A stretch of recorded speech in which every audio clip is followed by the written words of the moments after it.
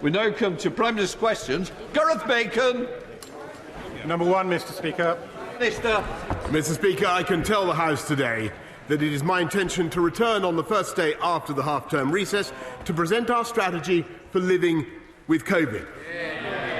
Provided the current encouraging trends in the data continue, it is my expectation that we will be able to end the last domestic restrictions, including the legal requirement to self-isolate if you test positive, a full month early, Mr. Speaker. Mr. Speaker, this morning I had meetings with ministerial colleagues and others. In addition to my duties in this House, I shall have further such meetings later today. Gareth Bacon. Mr. Speaker, the Northern Ireland Protocol has frustrated business, is undermining the Belfast Agreement and is restricting the free movement of goods and people within our United Kingdom. What action will my right honourable friend, the Minister for the Union, now take to reunite the United Kingdom and uphold the interests of all residents, including those living in Northern Ireland? Prime Minister.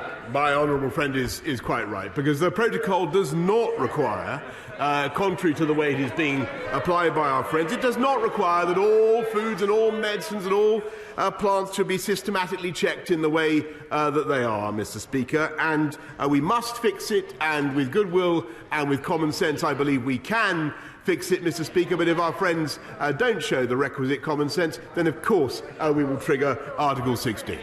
We now come to the Leader of the Opposition, Keir Starmer. Thank you, Mr. Speaker. Was the Business Secretary right to say that fraud is not something that people experience in their day-to-day lives? Prime Minister. Mr. Speaker, of course this government and this country despises those who defraud people, and that's why we crack down on fraudsters, Mr. Speaker, and we've strengthened our anti-fraud task force, who are bringing forward an economic crime bill, Mr. Speaker, but we also attach huge importance to tackling neighbourhood crime and crimes of violence, Mr. Speaker, and I'm very pleased that those crimes are down 17%, Mr. Speaker. Mr. Speaker, the Prime Minister's answer has got a big hole in it. We've had lockdowns for the last 2 years. 2 crimes that people could commit were online fraud and throwing parties. And so far as I can see, the numbers for both of those have gone through the roof. But I was asking the Prime Minister about the 14,000 cases of fraud a day. Many older people duped out of hard-earned savings. And the Business Secretary casually suggests on TV, don't worry, it's not real crime. There's a crime gang in Manchester, Mr. Speaker, nicking cars and shipping them around the world, all financed by COVID loans from the taxpayer. And what's the Chancellor's response? Write off £4 billion in losses and block an investigation by the National Crime Agency. His cabinet turning a blind eye to scammers. Is it any wonder that his anti-fraud minister realised no one in government seemed to care and threw in the towel? Prime Minister. No, Mr. Speaker, because what we're doing is tackling crime across the board, and that's why we're investing more in tackling fraud, Mr. Speaker, but we're also tackling the neighbourhood crime that is of such massive psychological damage to people in this country, tackling knife crime, tackling burglary, tackling crimes of violence in the street, Mr. Speaker, with tougher sentences, which they voted against, by the way, Mr. Speaker, and putting more police out on the street, Mr. Speaker. And the reason we're able to afford it, Mr. Speaker, is because we have a strong economy and we're coming back strongly from COVID, and that is thanks to the big calls that this government got right. Yes, Starmer. Mr. Speaker, his anti-fraud minister quit, saying the failure of government to tackle fraud was so egregious that he had to, and this is his words, smash some crockery to get people to take notice. Well, it seems that the Prime Minister hasn't noticed the broken plates and the shattered glass all around him. It's almost as if he's been completely distracted for weeks. Talking of scams, households are going to have to fork out an extra £19 billion on their energy bills.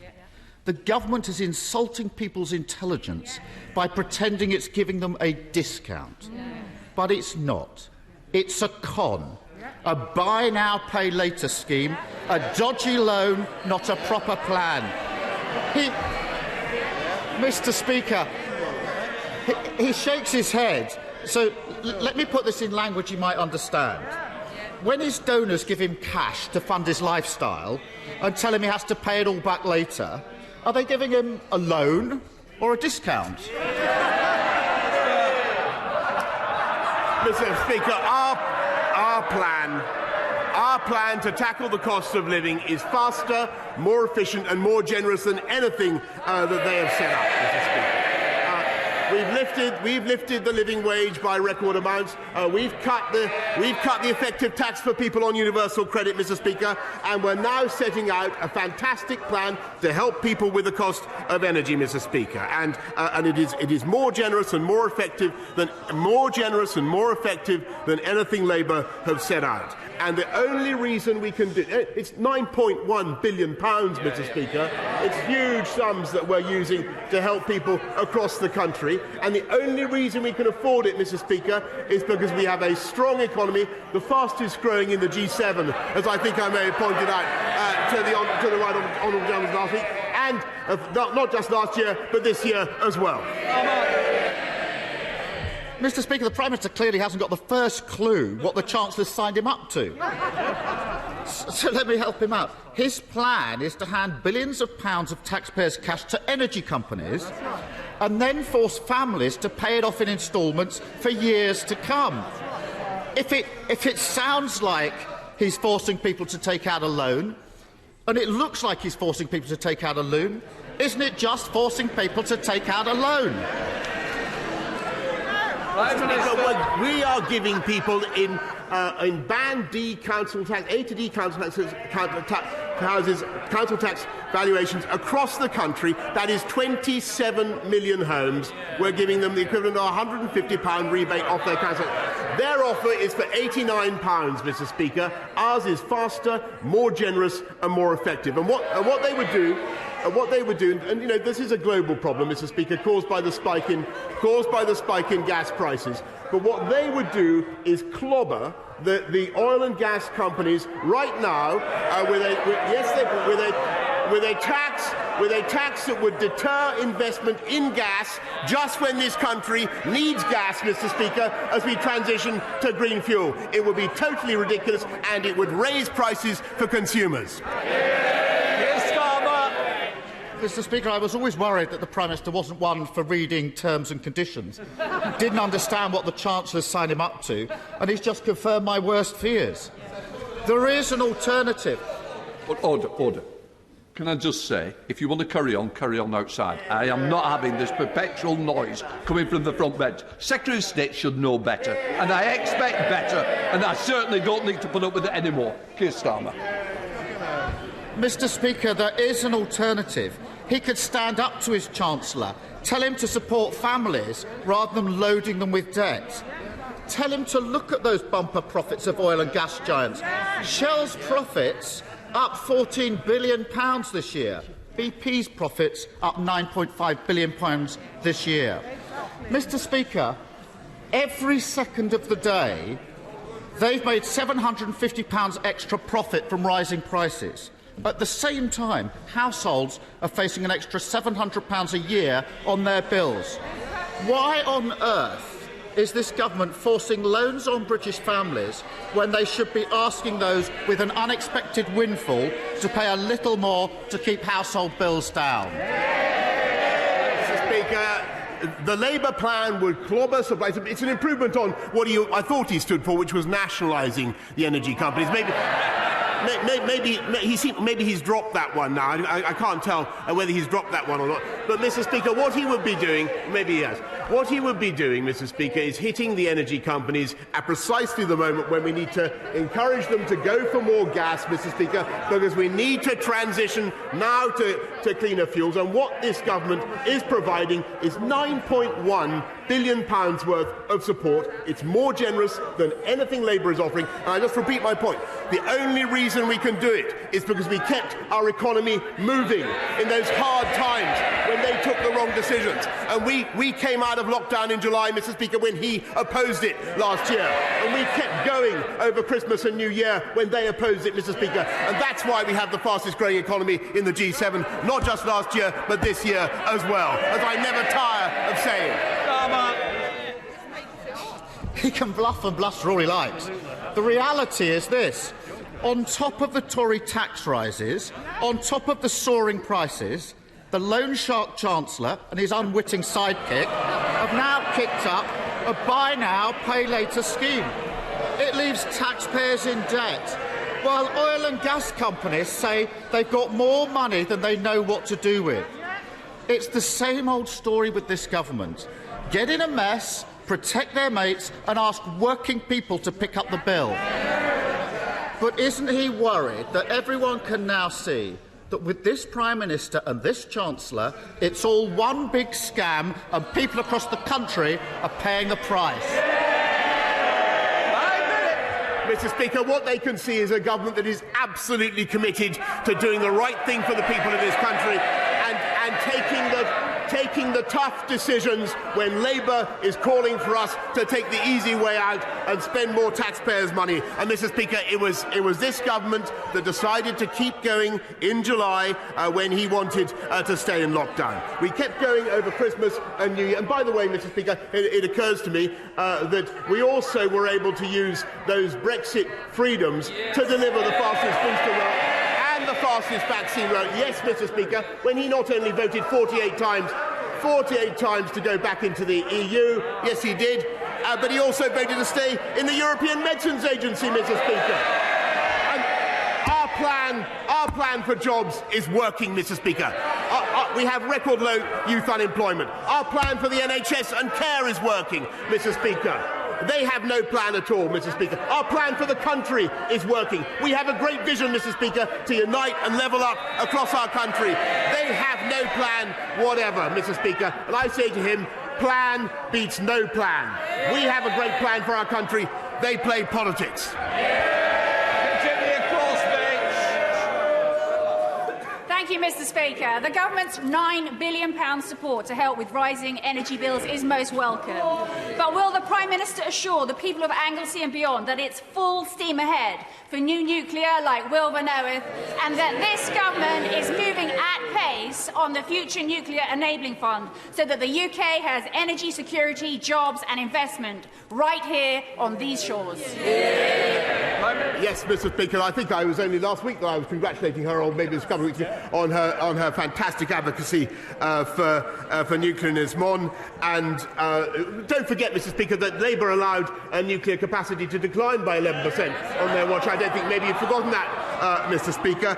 We want to get back up there, and that's why there will be at least one big nuclear project this Parliament, at least one, and our nuclear financing bill will support that objective. Leader of the SNP, Ian Black. Thank you, Mr. Speaker, and I'm sure you and the entire House will want to join me in welcoming the Remembering Srebrenica campaign that launched their yearly events in Parliament last night, and we all must continue to strive for ongoing peace in Bosnia. Mr. Speaker, the flurry of changes in Downing Street over the last few days is a sight to behold. It's amazing how much energy this Prime Minister can sum up when it comes to saving his own skin. But whilst he's been busy rearranging the deck chairs, in the real world, people continue to be punished by the Tory cost of living crisis. Yesterday, Open Democracy found that as a direct result of the Chancellor's national insurance hike, nurses will, on average, take a £275 year pay cut in April. That pay cut will hit at the very same moment that soaring energy bills land, bills that have shot up £1,000 in the space of a year. It is a bill they and the rest of the public simply can't afford. So rather than the Prime Minister and the Chancellor scrapping over the Tory leadership, Will they do something useful and scrap their regressive hike in national insurance? Mr. Speaker, actually, it was interesting that the gentleman opposite didn't mention that, because I think everybody can see how vital this is. We have to clear our COVID backlogs, Mr. Speaker. We have 6 million people already on the waiting list. I'm afraid that will go up. And we need to be recruiting the staff now. That's why we're recruiting 50,000 more nurses. There are 11,000 more this year than there were last year. And to his point, Mr. Speaker, we've increased the starting salary for nurses by 12.8%, in addition to the bursaries and other help that we give them. We value our nurses, we love our NHS, and we're paying for it. Ian Blackford. Well, actions speak louder than words, Mr. Speaker, and if he wants to reward the nurses, then he needs to pay them. They are the very backbone of the National Health Service, the very people that he's hitting with the pay cuts in April. And I shouldn't have to remind the Prime Minister that at the same time that those nurses were going into work every day to fight a pandemic, 16 different parties were happening in his government. The public know what nurses sacrificed during the pandemic, and they know exactly what this rule-breaking Prime Minister and his government were up to.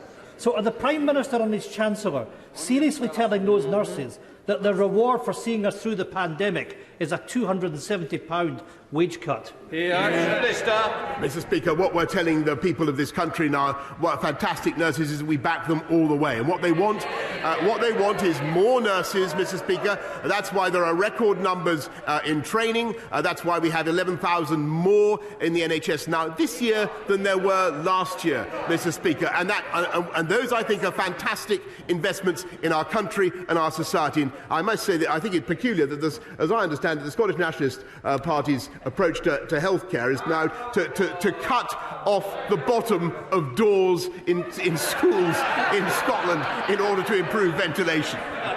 Jane Stevenson. Thank you, Mr. Speaker. As a proud Wolfronian, I am thrilled that my city is front and centre of the government's levelling up white paper. Getting job seekers of all ages the skills they need to get into work will be vital to levelling up in Wolverhampton, and City of Wolverhampton College is already doing this at their brand new facility at Bentley Bridge in my constituency. Will the Prime Minister join me in congratulating the college, and also will he meet with me and my honourable neighbour and friend, preferably at Wolverhampton College, so we can discuss how more job seekers can get access to skills, and potentially through the City Learning Quarter and that final bit of funding that we need. I congratulate my honourable friend from Wolverhampton. She is truly a modern-day Lady Wolfruna, Mr. Speaker, and she's completely right that Wolverhampton and the Black Country were at the heart of the first industrial revolution, and they're at the heart of the current 21st century green industrial revolution. And I'm very glad that since April 2020 we've seen 125,000 starts to sector-based work academy programme, partly at least thanks to her lobbying and her support, and wild horses, Mr. Speaker, won't keep me away from Wolverhampton. Speaker, 74-year-old Janet had £25,000 stolen by fraudsters. She told the BBC, "The money was my mum and dad's. I felt I'd let them down." For Janet, and for the 4 million people who fell victim to fraudsters and online scammers last year, fraud is a crime. So does the Prime Minister understand the hurt he and his ministers cause fraud victims like Janet when they write them out of the crime figures and dismiss fraud as something people don't experience in their day-to-day lives? Mr. Speaker, will the Prime Minister correct the record on crime figures and apologise? Mr. Speaker, I direct the House, you, Mr. Speaker, to what I've already said to my honourable friend, the member for Hartlepool, but he knows very, very well that this government hates fraud. It hates online fraud. We're tackling the scammers by helping people to come forward when they get an email, when they get duped. Of course, we're helping them in any way that we can, Mr. Speaker, but we are also cutting the crime that affects people up and down our country, the neighbourhood crime, dealing with the county lines drugs gangs, Mr. Speaker, and that, I think, is something he should support as well, and I'm proud that those numbers have come down by 17%. Baldwin. Thank you, Mr. Speaker. It's wonderful news that the first in-person Commonwealth Heads of Government meeting for 4 years will take place during Her Majesty's Platinum Jubilee. Can the Prime Minister ensure that the global learning crisis is high on their agenda? And will he ask his amazing diplomats to ensure that every leader in the Commonwealth signs up to the Kenyatta Declaration on education? I thank her very much, thank my right honourable friend very much, everything she does to support education for girls. I think 12 years of quality education for every girl in the world is probably the single most transformative thing we could do to improve the world. And I remember working with my friend Uhuru Kenyatta on the declaration, and we will certainly ensure that everybody at the Commonwealth signs up to it. Eben Hamilton. Thank you, Mr. Speaker. Mr. Speaker, at the height of the lockdown restrictions in 2020, my constituent, who's worked for the NHS for over 30 years, was diagnosed with a tumour on her spine. Whilst in hospital undergoing painful surgery, her family obeyed the rules and didn't visit her. Mr. Speaker, in the last few minutes, a photo has emerged of the Prime Minister in Downing Street on the 15th of December 2020, surrounded by alcohol, food and people wearing tinsel. It looks a lot like one of the Christmas parties he told us never happened. So for the sake of my constituent and the sacrifices she made, will the Prime Minister be referring this party to the police, as it's not one of the ones already being investigated? Prime Minister. I'm afraid, first of all, I'm very sorry about his constituent and for the difficulties that she's been through, and I understand very much her feelings, Mr. Speaker. But in what he has just said, I'm afraid he is completely in error. Marco Longley. Thank you, Mr. Speaker. On the 30th of September 2020, the Prime Minister joined me on a building site in Dudley on what is now the new Institute of Technology, delivering on skills for future jobs and creating opportunities across the Black Country. Will he join me in congratulating the delivery team who delivered on this amazing project, including stakeholders like Thomas Dudley and Dudley College, and will he actually come and join me in person in doing so at the nearest opportunity? Minister. Mr. Speaker, I thank my honourable friend. He is a great champion for Dudley and for the Black Country, Mr. Speaker, and I'm delighted to hear that the Black Country in March's Institute of Technology is now open, and I will certainly keep his kind invitation in mind. Ian Paisley. Thank you, Mr. Speaker. Prime Minister, the film Belfast contains the immortal words, "If you're not listening, you probably don't understand us. And if you don't understand us, you're probably not listening." The fact of the matter is that the protocol has zero support from unionists. The fact of the matter is, and I hope the Prime Minister is listening to this, that in a divided society, a solution that only attracts the support of one section of that community will never stand. Will the Prime Minister, therefore, take the opportunity to speak to the Irish Government, whose Ambassador Daniel Mulhern is running around Washington demanding demanding further implementation of the protocol on the basis that it will bring further checks upon the people of Northern Ireland? Does the Prime Minister accept that he has now the responsibility to bring forward a solution that unites the people of Northern Ireland and bring forward a solution that saves the Union that has been undermined by it?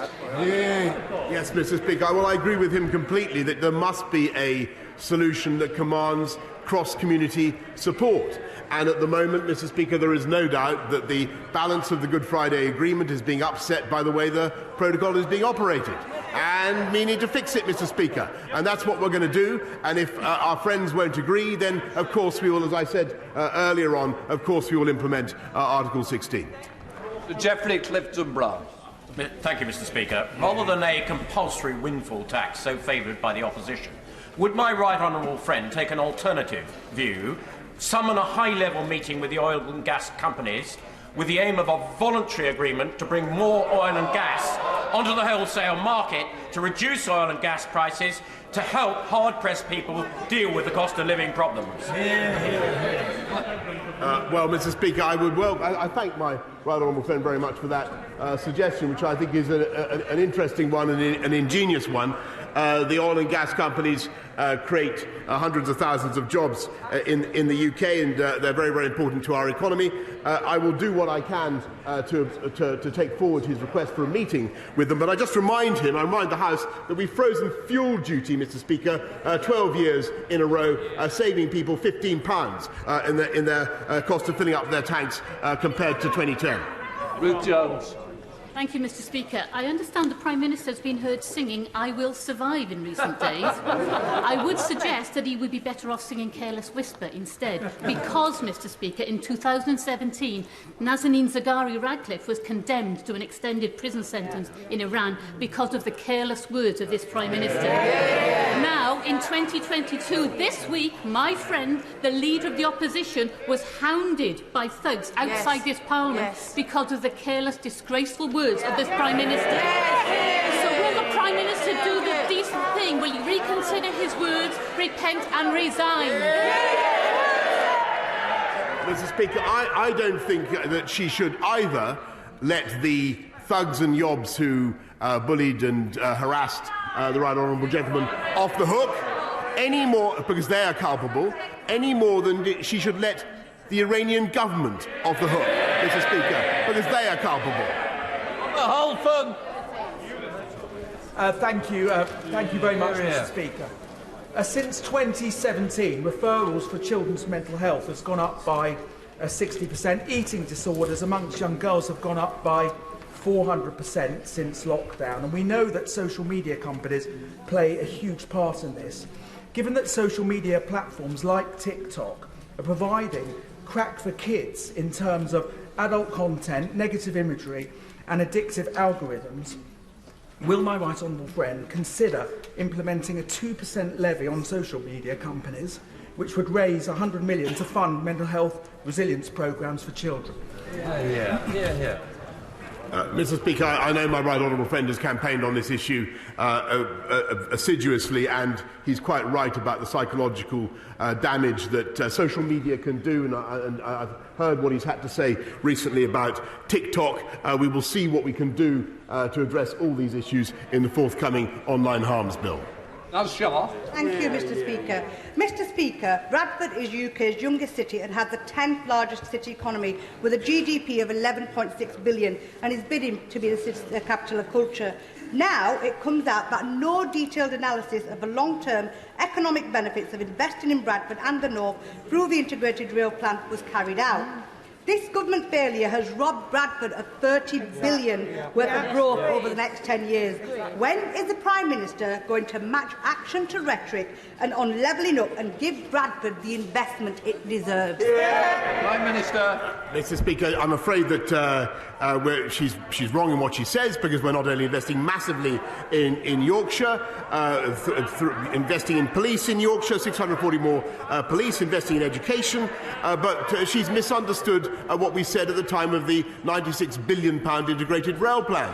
Because what we are saying is that we will look at ways in which we can ensure that we protract the eastern leg of high-speed rail from north of Birmingham on the eastern leg to Bradford. What we're not doing is coming up with a scheme before we've decided exactly what to do and how to fund it. But we are not ruling it out, Mr. Speaker. Stuart Anderson. Mr. Speaker, I served my country with pride in the Royal Green Jackets. I will always be a rifleman and a veteran, and I welcome the veteran strategy the Prime Minister has just brought out. But I ask the Prime Minister if veterans will always be at the heart of this government strategy, and everything can be done to see they always get what they need and are honoured. Minister. Yes, Mr. Speaker, that's why we set up an office for veterans. That's why we've ensured that veterans get preferential treatment on public transport. One of the first things I did when I became Prime Minister, Mr. Speaker, and it's why we make sure that veterans receive particular support and encouragement in employment. We encourage employers to take on veterans as well. Thank you, Mr. Speaker. In the panic Downing Street staffing reshuffle at the weekend, the Prime Minister appointed to a senior role a man who recently lobbied the government on behalf of Huawei Technologies, a hostile state vendor that this House legislated to exclude entirely from our country's 5G networks. Given the number 10 Director of Communications has, by definition, access to some of the most sensitive government information, can the Prime Minister tell the House whether Mr Harry's present role requires enhanced developed vetting and strap clearance, and whether he has gone through the necessary checks to provide for that level of clearance before he took up his post? Minister. A curious question to come from the benches that contain someone who took, I think, £586,000 from the Chinese government to support his office. But, Mr. Speaker, what I can tell him is that this government took the brave and necessary step of making sure that we excluded Huawei from our critical national infrastructure, and that, Mr. Speaker, was the right thing to do, whatever he said. Thank you very much, Mr. Speaker.